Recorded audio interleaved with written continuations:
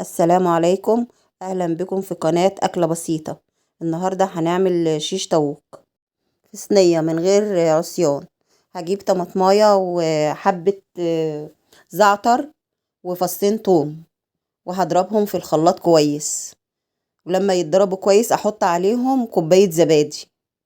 الشيش طاووق ده يا جماعة انا عاملاه بوراك الفراخ بس، هي اللي كانت متوفرة. حطيت كوباية زبادي وملح وفلفل اسمر وحبة صغيرة من السبع بهارات. وهحط الخليط دوت على الفراخ، واحط معاهم البصل. ودي يا جماعة هي وراك فراخ، انا عاملاها بوراك فراخ.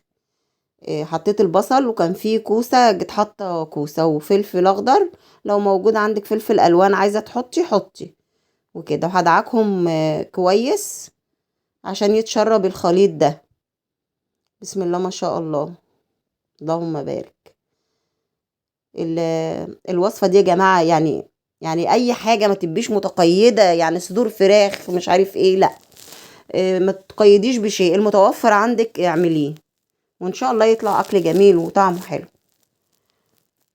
كده انا عملته ورصيته عشان وسبته شوية يتشرب في الخلطة ديت، وبعدين حطيته في الفرن.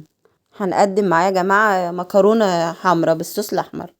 حطيت هنا بصلايه صغيره جدا، وحبه زيت وحته سمنه بلدي.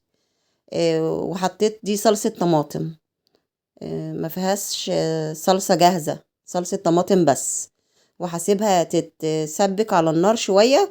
وحطيت هنا البهارات، حطيت حبه كمون، وحطيت 7 بهارات، وحطيت حبه فلفل اسمر وحبه ملح طبعا. وهقلب المكرونه. انا كنت عامله يعني سلقه المكرونه من مده يعني. وهقلب المكرونه كويس وهسيبها تتشرب ثواني، مش بسيبهاش كتير على النار لان انا ما بشطفهاش، فهي سخنه تقريبا. حطيت يا جماعه نص معلقه توم باودر، وقلبتها تاني كويس جدا. وتظبط الملح على حسب رغبتك بقى، حسب ما تحبي ملحها شكله ايه. ودي بسم الله ما شاء الله صينيه الفراخ اهي جهزت. ودوت الغدا بتاع النهارده يا جماعه. يا رب يكون نال اعجابكم. بسم الله ما شاء الله. بطاطس ومحمره وسلطه خضره جميله. انا دايما يا جماعه بعمل سلطه خضراء علشان يعني يبقى الاكل صحي اكتر.